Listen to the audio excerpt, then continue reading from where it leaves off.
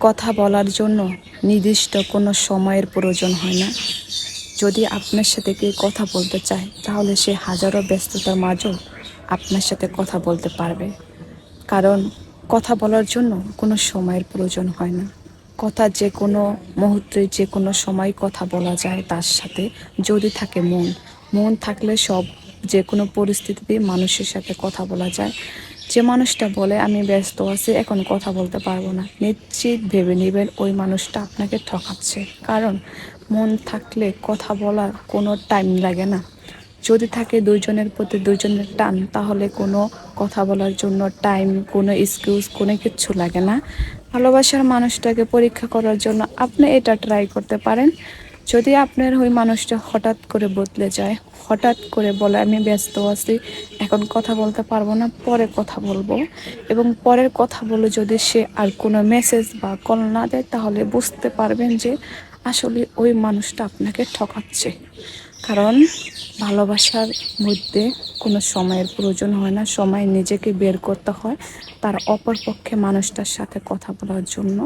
তো যে মানুষগুলো এরকম করতেছে, বিভিন্ন এক্সকিউজ দেখাচ্ছে যে না আমি এখন টাইম নেই, কাজে আছি, ব্যস্ত আছি, তাহলে নিশ্চিত ভেবে নেবেন ওই মানুষটা আপনাকে ঠকাচ্ছে। তো এরকম যদি কিছু আপনারা ব্যবহার দেখেন তাহলে বুঝে নেবেন ওই জায়গা থেকে আপনারা সাবধান হবেন। কারণ যে মানুষটা আপনার সাথে কথা বলতে চাবে সে মানুষটা ঠিকই আপনার সাথে কথা বলবে। কারণ কথা বলার জন্য মন লাগবে, আগ্রহ লাগবে, তাহলে কিন্তু ওই মানুষটা আপনার সাথে কথা বলবে, তা না হলে আপনি ঠকে যাবেন।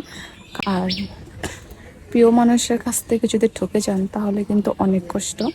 সো আপনারা বুঝতে পেরেছেন, যে আপনাকে ভালোবাসবে সে আপনাকে অবশ্যই কল দেবে, অবশ্যই ফোন দেবে, অবশ্যই আপনার সাথে কথা বলার জন্য ছটফট করবে। আর কথা বলার জন্য কোনো নির্দিষ্ট টাইম, কোনো নির্দিষ্ট সময়, কোনো কিছুই লাগে না, পরিবারের তালবাহানা কিচ্ছু লাগে না। যে মানুষটা আপনাকে সত্যিকারে ভালোবাসবে সে মানুষটা আপনার সাথে একদিন কথা না বললে সে কষ্ট পাবে। আর আপনি হয়তো বোকাই আছেন, আপনি হয়তো বোকা আছেন, আপনার প্রিয় মানুষটা আপনার সাথে কি ছলনা করছে নাকি আপনাকে সত্যি ভালোবাসে, আপনি অবশ্যই মাঝে মাঝে তাকে ট্রাই করবেন। কারণ ভালোবাসা এমন একটা জিনিস, যদি ঠকে যান তাহলে কিন্তু আপনার জীবনটা ধ্বংসের মুখে চলে যাবে। তো যাকে ভালোবাসেন সঠিক মানুষকে ভালোবাসেন, যাতে আপনি কখনো ঠকে না যান। কারণ এখন বর্তমানে অনলাইন প্ল্যাটফর্মে চিটার বাটপার ভরে গেছে। এখন কে অরিজিনাল ভালোবাসে আর কে প্রতারণা করে সেটা বোঝা বড় দায়। তাই বোনরা আমি আপনাদেরকে বলবো বুঝে শুনে কথা বলেন, বুঝে শুনে রিলেশন করেন। কারণ এখন কিন্তু ভালোবাসার কোনটা ভালোবাসা কোনটা টাইম পাস সেটা বোঝা বড় দায়। ভালোবাসেন ঠিক আছে, কিন্তু নিজের সতীত্ব নষ্ট করা যাবে না। নিজের সতীত্ব ঠিক রেখে তারপরে ভালোবাসুন, এবং এমন ভালোবাসুন যাতে ওইটা বিয়েতে পরিণত হয়। এমন ভালোবাসুন না যে কারণে আপনার জীবন ধ্বংসের মুখে ঠেলে যায়। তো বুঝতে পেরেছেন, ভালোবাসুন, সঠিক মানুষটাকে বিবেচনা করে, সঠিক মানুষটাকে চিন্তা ভাবনা করে তারপরে আপনি ভালোবাসুন। সঠিক মানুষটা আপনাকেই বেছে নিতে হবে। আশা করি বুঝতে পেরেছেন।